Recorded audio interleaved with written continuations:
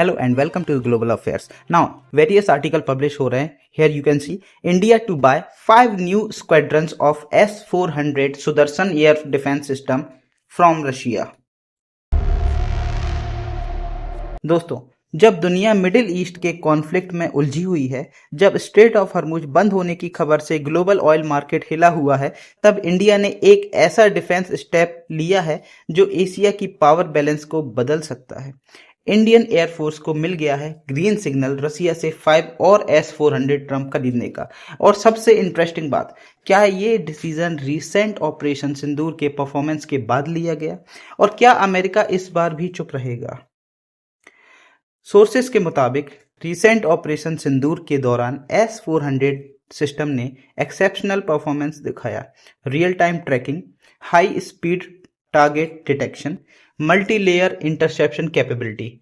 इस ऑपरेशन ने Indian air force को एक चीज क्लियर कर दी: एरियल डोमिनेंस तभी पॉसिबल है जब लॉन्ग रेंज शील्ड पावरफुल हो. S-400 सिर्फ मिसाइल सिस्टम नहीं, यह एक इंटीग्रेटेड एयर डिफेंस नेटवर्क है. इसका 91N6E big bird radar hundreds of targets detect कर सकता है. ये सिस्टम अलग अलग रेंज की मिसाइल्स यूज करता है, जैसे 40 किलोमीटर, 120 किलोमीटर, 250 किलोमीटर और 400 किलोमीटर रेंज तक.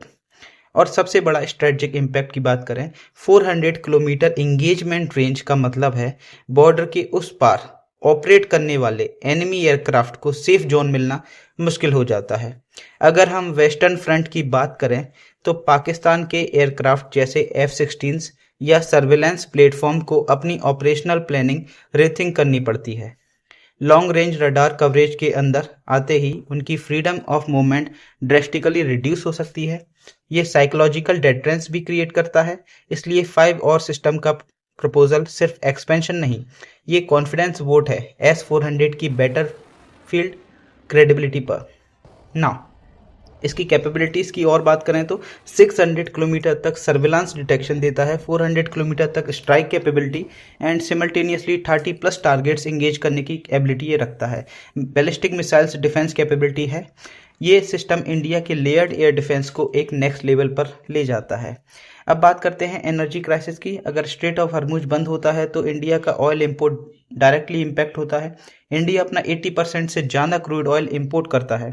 ऐसे वक्त में रशिया, जिसके प्रेसिडेंट है व्लादिमीर पुतिन, इंडिया के लिए एक अल्टरनेटिव एनर्जी लाइफलाइन बन सकते हैं. यूक्रेन कॉन्फ्लिक्ट के बाद भी रशिया ने इंडिया को डिस्काउंटेड क्रूड ऑयल दिया.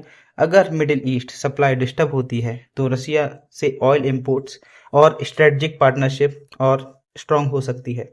इसका मतलब defence deal plus energy security is equal to strategic alignment. अब सबसे बड़ा सवाल, क्या अमेरिका काटसा लगा सकता है? काटसा क्या है? काटसा, countering America's adversaries through sanction act, एक यूएस लॉ है जो रसिया से डिफेंस खरीदने वाले कंट्रीज पर सैंक्शन लगा सकता है. इंडिया ने पहले भी S-400 डील की थी, तब भी सैंक्शन का खतरा था, लेकिन यूएस ने इंडिया पर एक्चुअल सैंक्शन इम्पोज नहीं किए. क्यों?